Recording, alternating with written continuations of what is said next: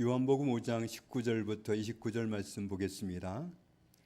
그러므로 예수께서 그들에게 이르시되 내가 진실로 진실로 너희에게 이르노니 아들이 아버지께서 하시는 일을 보지 않고는 아무것도 스스로 할 수 없나니 아버지께서 행하시는 그것을 아들도 그와 같이 행하느니라. 아버지께서 아들을 사랑하사 자기가 행하시는 것을 다 아들에게 보이시고 또 그보다 더 큰 일을 보이사 너희로 놀랍게 여기게 하시리라. 아버지께서 죽은 자들을 일으켜 살리심같이 아들도 자기가 원하는 자들을 살리느니라. 아버지께서 아무도 심판하지 아니하시고 심판을 다 아들에게 맡기셨으니 이는 모든 사람으로 아버지를 공경하는 것 같이 아들을 공경하게 하려 하심이라. 아들을 공경하지 아니하는 자는 그를 보내신 아버지도 공경하지 아니하느니라. 내가 진실로 진실로 너희에게 이르노니 내 말을 듣고 또 나 보내신 이를 믿는 자는 영생을 얻었고 심판에 이르지 아니하나니 사망에서 생명으로 옮겼느니라. 진실로 진실로 너희에게 이르노니 죽은 자들이 하나님의 아들의 음성을 들을 때가 오나니 곧 이때라. 듣는 자는 살아나리라.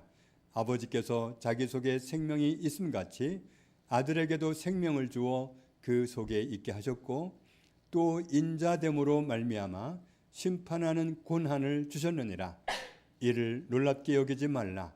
무덤 속에 있는 자가 다 그의 음성을 들을 때가 오나니 선한 일을 행한 자는 생명의 부활로 악한 일을 행한 자는 심판의 부활로 나오리라. 아멘. 요한복음은 예수님이 하나님의 아들이시고 하나님이라는 사실을 계속 강조해서 말씀하시는 그런 말씀입니다. 요한복음 1장을 보면 태초부터 계셨던 하나님과 예수님은 함께 계셨고 그리고 예수님은 만물을 창조하신 창조주라는 사실을 분명하게 말씀하십니다. 그리고 14절을 보면 말씀으로 만물을 창조하신 하나님이 우리를 구원하시려고 육신으로 이 땅에 오셨다는 것을 또한 말씀하셨습니다. 3장에는 예수님은 임의로 오신 분이 아니라 하나님이 보내셔서 오셨는데 오신 목적이 뭐냐면 멸망의 수렁에 빠져있는 우리가 예수님을 믿음으로 멸망에 처하지 않고 영원한 생명을 얻게 하려고 그렇게 하셨다고 말씀하십니다. 36절 말씀에 하나님의 아들이신 예수님을 믿는 사람에게 영생이 있고 하나님의 아들을 믿지도 않고 믿지 않다 보니까 순종하지도 않고 그런 사람에게는 영생이 없다고 말씀합니다. 예수님은 틀림없는 하나님의 아들이시요 하나님이십니다. 요한복음 2장을 보면 갈릴리 가나라는 동네에 결혼잔치집에서 포도주가 떨어졌을 때 예수님이 그 집 하인을 시켜서 물을 떠다 항아리에 채우게 하시더니 그 물을 연회장한테 갖다 주라 해서 연회장한테 넘어갔을 때는 그 물이 질 좋은 포도주로 바뀌어 있었습니다. 그래서 연회장은 다른 집들은 다 이 시간쯤 되면 흐리멍텅한 그런 포도주를 가지고 오는데 물탄 포도주를 가지고 오는데 어떻게 이 집은 이렇게 진한 포도주를 계속 내오는가 놀랍다 이렇게 감탄했다고 기록하고 있습니다. 예수님이 하나님으로서 이 일을 행하셨을 때 모든 일을 목격했던 제자들이 11절을 보면 예수님을 믿었다. 아, 하나님이시구나. 하나님의 아들이시구나 하는 사실을 제자들이 믿었다. 이렇게 기록합니다. 그리고 요한복음 3장에 바리새인이었던 니고데모가 밤에 예수님을 찾아왔습니다. 바리새인들은 교만한 사람들이라 여간에서 예수님을 인정하려고 하지를 않습니다. 우리가 목회자들한테 무슨 말을 해주는 게 어렵지 않습니까? 그 당시에 바리새인들은 성직자와 같은 그런 사람들이었기 때문에 그런 사람들은 하늘같이 높아서 예수님의 말씀을 하나님의 말씀으로 받지를 못했습니다. 그런데 그 중에 속했던 니고데모가 밤에 와서 양심 고백을 하는 겁니다. 선생님은 하나님이 보내신 분이 틀림없습니다. 그렇지 않고는 선생님이 하시는 이런 대단한 일을 하실 수가 없습니다. 이렇게 고백했던 겁니다. 요한복음에는 예수님이 하나님이시기 때문에 행하실 수 있었던 기적을 7가지를 소개하고 있습니다. 그런데 기적이라는 단어를 쓰지 않고 표적이라는 말을 쓰고 있습니다. 표적이란 말은 세메이온이라는 말인데 이 말은 무슨 뜻이냐 하면은 표시, 표적, 사인, 확신시키는 특징, 표, 증거, 확증하는 특징, 표, 증거 이런 뜻입니다. 이분이 하나님의 아들이라고 하는 표를 드러냈다. 이 사건을 보면 알 수 있다. 그래서 표적이라는 단어를 써서 기록하고 있습니다. 예수님이 행하신 일들을 통해서 예수님이 하나님의 아들이심을 확증하는 표를, 증거를 나타내셨다는 건데 첫 번째 표적은 어디에 있느냐 하면 요한복음 2장에 나와 있습니다. 가나의 결혼 잔치하는 집에서 물로 포도주를 만드신 사건으로 그날 예수님은 하나님의 아들이시요 하나님이라는 증거를 분명하게 드러내셨습니다. 두 번째 표적은 요한복음 4장에 나옵니다. 역시 갈릴리 가나라는 동네에서 일어났는데 왕의 신하 한 사람이 자기 아들이 병들어서 죽어가고 있는 겁니다. 그래서 그 죽은 아들을 살리고 싶어서 앞전에 예수님이 하나님으로서 행하시는 그 표적을 보았기 때문에 믿음을 가지고 예수님을 찾아왔습니다. 그래서 자기 아들을 고쳐달라고 하는 거죠. 49절을 보면 아들이 거의 죽어가고 있었기 때문에 내 아이가 죽기 전에 오셔서 살려주십시오. 애원을 했습니다. 그런데 50절부터 있는 말씀을 보면 예수님은 그래 가자 하신 것이 아니라 너의 아들이 살았으니 가라 이렇게 말씀을 하셨습니다. 그런데 그 신하가, 왕의 신하가 예수님이 가라 너의 아들이 살았다 하는 이 말씀을 듣고 믿었습니다. 믿고 그냥 내려갑니다. 알겠습니다 하고 내려가는데 내려가는 길에 그 왕의 신하에게 있던 종들이 쫓아옵니다. 자기 주인한테 쫓아와서 주인님의 아들이 살았습니다. 중간에 만나서 얘기를 하는데 이제 주인님 아들이 살았습니다 얘기하는 거죠. 그래서 언제부터 아들이 살아났냐 물어봤더니 어제 몇 시부터 낳기 시작했습니다. 그래서 시간을 맞춰 보니까 어제 예수님이 네 아들이 살았으니 가라 했던 그 시간이라는 사실을 알고는 이분은 틀림없는 하나님이시고 하나님의 아들이다. 그래서 그 신하와 그 집안 모든 사람들이 다 예수님을 하나님으로 하나님의 아들로 믿게 되었다고 말씀합니다. 세 번째 표적은 요한복음 5장에 나옵니다. 예루살렘 성전에 양들이 들락날락하는 양들을 데리고 들어가는 양문이 있었는데 양문 옆에 베데스다 못이 있습니다. 그 못에는 각종 질병에 걸린 환자들이 질비하게 와 있었습니다. 왜 그렇게 와 있는가 했더니 어떤 질병에 걸렸든지 어느 날 천사가 내려와서 그 물을 휘저으면 물이 소용돌이를 치는데 그때 먼저 들어가는 사람은 어떤 병에 걸렸든지 낫다는 거예요. 그래서 그 병이 낫기를 바라고 그런 기회가 자기에게 오기를 바라고 그 베데스다 못가에 수많은 환자들이 와 있었습니다.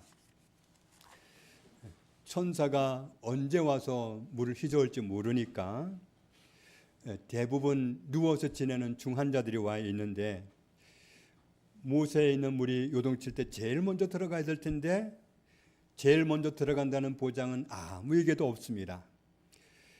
그렇다고 다른 기적은 기대할 게 없고 나을 방법은 없으니까 막연한 기대를 가지고 모두 그곳에서 노숙을 하고 있는 겁니다. 5절부터 7절에 있는 말씀을 보면 예수님은 그 많은 환자 중에 38년 된 중병 환자에게 찾아가십니다. 그리고는 질문하시죠. 네가 낫고자 하느냐? 예, 낫기를 원해서 여기 있습니다. 그런데 천사들이 와서 물을 휘저을 때 제가 먼저 들어가고 싶었는데 제가 항상 먼저 들어가지 못해서 아직 이러고 있습니다. 그럼 진즉에 와 있었을 텐데 38년 동안 와 있으면서 일찍 들어가는 걸 못했다는 얘기죠.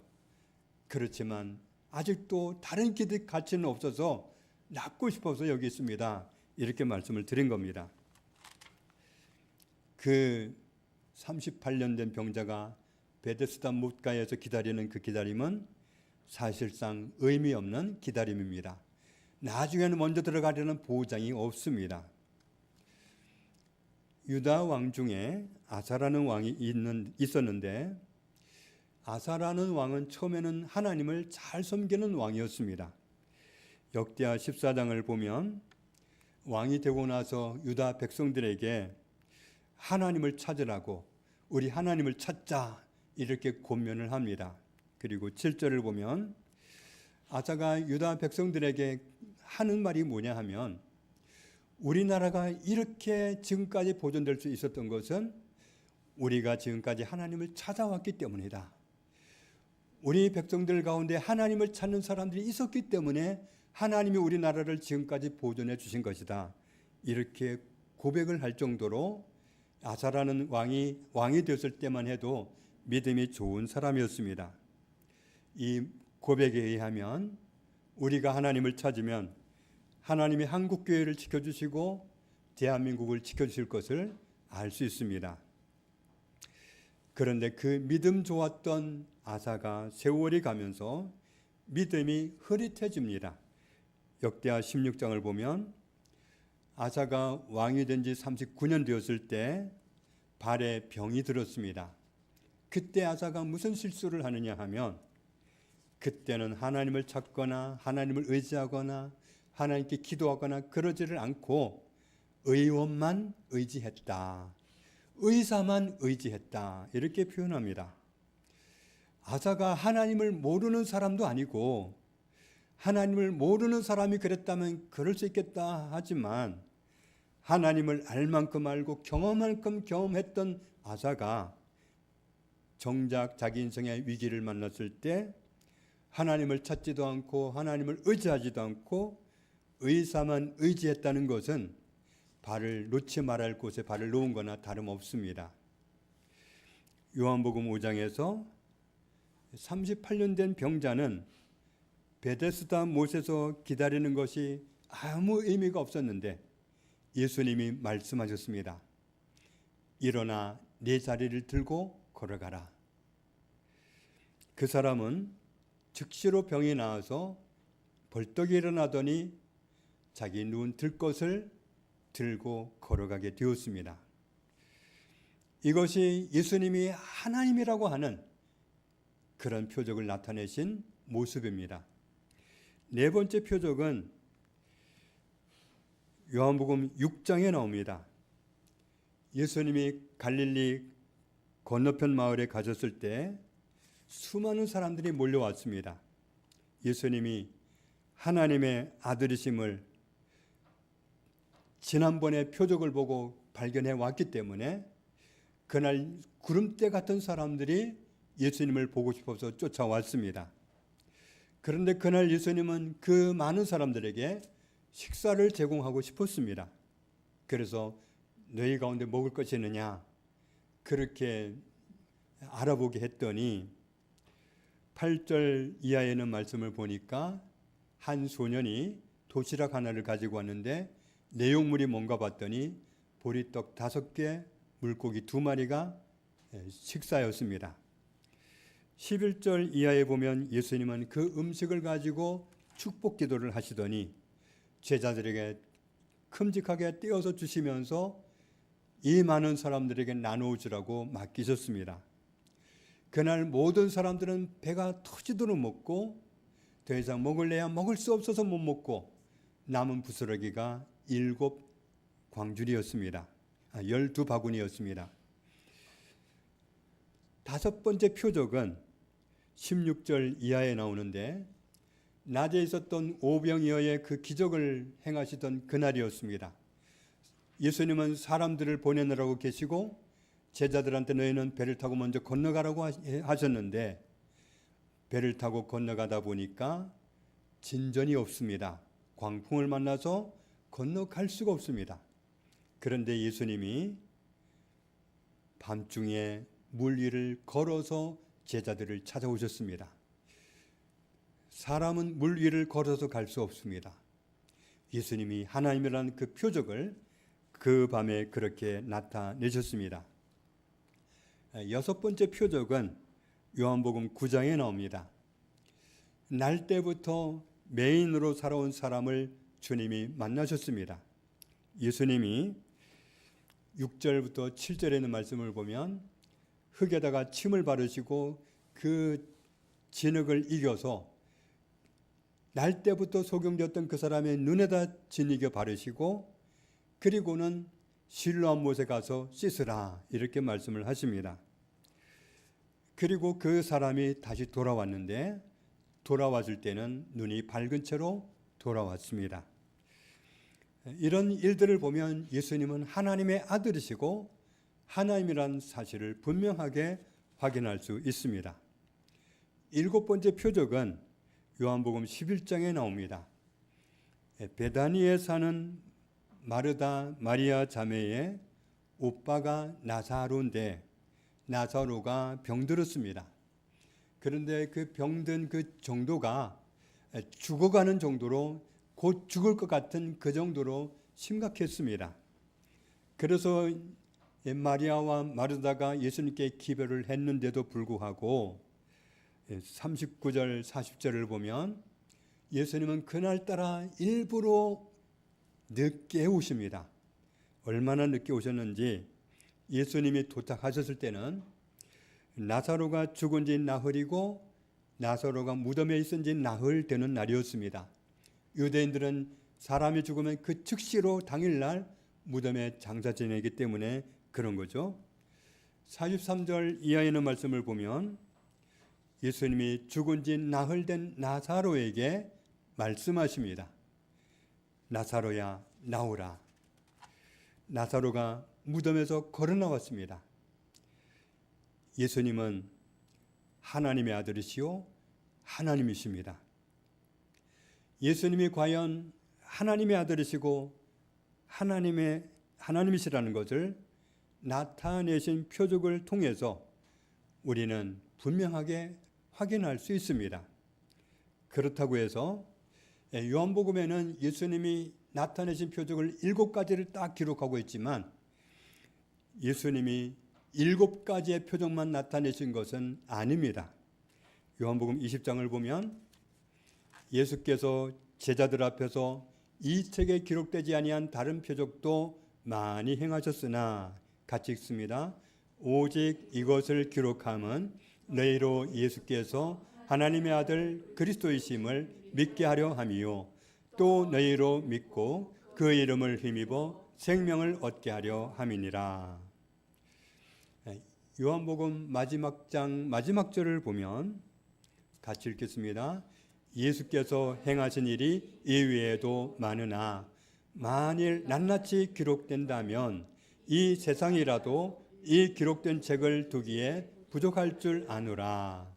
아멘. 예수님이 나타내신 표적은 정말 많아서 그걸 다 기록한다면 책으로 말하면 이 세상에 둘 수도 없다. 요즘은 인쇄술이 발달해서 66권 되는 성경도 이렇게 한 권으로 나오지만 옛날에는 양피지에 기록했기 때문에 한 권 한 권도 어떤 성경은 너무 두껍고 커서 두루마리로 커졌기 때문에 한 번에 볼 수가 없어서 둘로 나누기도 하고 그럴 정도로 책이 컸기 때문에 이런 표현을 한 겁니다. 예수님은 하나님의 아들이시며 하나님이십니다. 예수님은 하나님과 함께 계셨던 분으로서 하나님의 보내심을 받고 우리를 구원하러 오셨습니다. 우리에게 나타나셨을 때는 사람의 아들로 오셨습니다. 이 세상에는 어떤 사람도 자기가 사람의 아들이라고 말하지 않습니다. 왜냐하면 그건 당연하기 때문입니다. 그런데 예수님은 유독 당신이 하나님의 아들이라고 표현하지 않고 내가 사람의 아들이라고 표현한 말씀이 많습니다.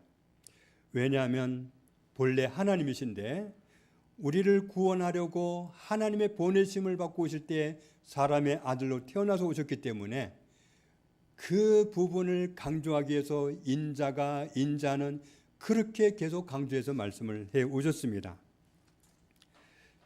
요한복음 5장에 예수님은 이렇게 말씀합니다. 예수님은 하나님의 아들로서 아버지 하나님이 하신 일을 보고서 따라서 일하시는 것이지 예수님 마음대로 어떤 일을 하시는 것이 아니다. 아버지께서 행하시는 그것을 아들도 그와 같이 행하느니라. 20절을 보면 아버지 하나님은 아들 하나님을 사랑하셔서 아버지 하나님이 하신 일을 예수님이 다 보도록 하고 계시다. 여지껏 보여주신 것보다 더 큰 일을 보여주셔서 너희를 하나님이 놀라게 하시리라. 21절 이하에 보면 아버지 하나님이 죽은 사람을 일으키시고 살리시는 것처럼 아들 하나님 예수님께서도 자기가 원하는 사람들을 살리신다고 말씀하셨습니다. 아버지 하나님께서는 아무도 심판하지 않으신다. 심판을 아들 하나님께 맡기셨다고 말씀합니다. 세상 끝날에 이 세상을 심판하실 분은 예수님입니다. 23절에 보면 왜 그렇게 하셨는가? 모든 사람이 아버지 하나님을 공경하듯이 아들 하나님을 공경하기를 바라셨기 때문에 예수님을 최종 심판권자가 되도록 그렇게 정하셨다. 예수님을 공경하지 않는 사람은 아들 하나님을 보내신 아버지 하나님도 공경하지 않는다. 24절 같이 읽겠습니다. 내가 진실로 진실로 너희에게 이르노니 내 말을 듣고 또 나 보내신 이를 믿는 자는 영생을 얻었고 심판에 이르지 아니하나니 사망에서 생명으로 옮겼느니라. 아멘. 우리를 구원하러 오신 하나님의 아들 예수님의 말씀을 알아들을 수 있고 예수님을 구세주로 보내신 하나님을 믿는 사람은 영원히 사는 생명을 얻은 사람입니다. 심판을 면한 사람입니다. 죄가 있는 사람은 심판을 받아야 되는데 예수님이 우리의 죄를 십자가에서 해결해 주신 사실을 믿고 예수님과 함께 사는 사람은 심판을 받지 않습니다. 죄인이었을 때는 하나님이 함께하지 않으니까 사망 가운데 있었지만 예수님을 모신 사람은 하나님을 모신 사람이고 그런 사람은 이제 생명을 얻은 사람입니다. 25절에 말씀합니다. 진실로 진실로 너희에게 이르노니 하나님 없이 살아서 영원히 사는 생명이 없는 죽은 사람들이 우리를 살리러 오신 하나님의 아들의 음성을 들을 때가 오는데 바로 지금이다. 듣는 사람은 산 사람이 된다. 26절에 아버지께서 자기 속에 영원히 사는 생명이 있는 것처럼 아들 속에도 영원히 사는 생명이 있게 하셨다. 그리고 27절 같이 읽습니다. 또 인자됨으로 말미암아 심판하는 고난을 주셨느니라. 아들 하나님이 우리를 구원하시기 위해서 기꺼이 낮아져서 사람이 되어서 오시게 된 것을 하나님이 기뻐하셔서 아들에게 심판하는 고난을 맡기셨습니다. 28절 이하에 사람이 듣기에는 놀라운 일이겠지만 앞으로 행하실 이 일을 놀랍게 여기지 말아라.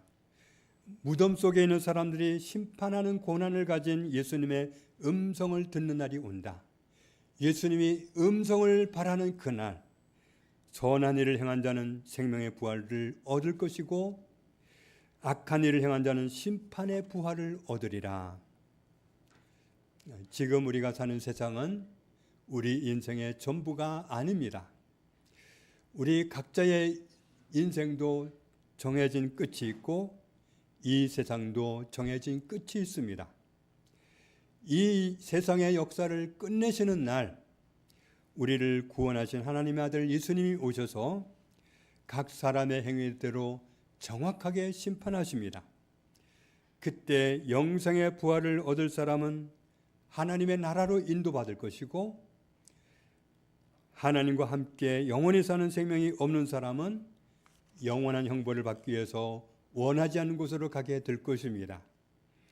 우리를 구원하신 하나님의 아들 예수님을 믿는 사람은 24절 말씀대로 영생을 가진 사람이고 심판을 피해갈 사람이고 사망을 벗어나서 생명을 소유한 사람이 되는 것입니다.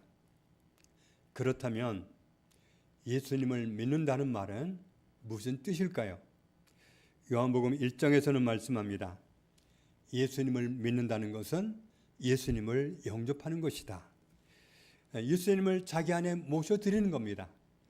예수님을 모시고 예수님과 함께 살아가는 겁니다. 힘들고 어려울 때는 예수님 저와 함께 해주세요. 꼭 붙어 계셔야 됩니다. 저를 꼭 붙들어 주셔야 됩니다.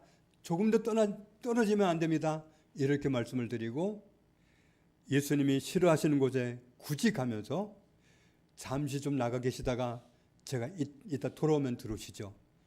그렇게 말씀드린다고 그렇게 하실 분도 아닙니다.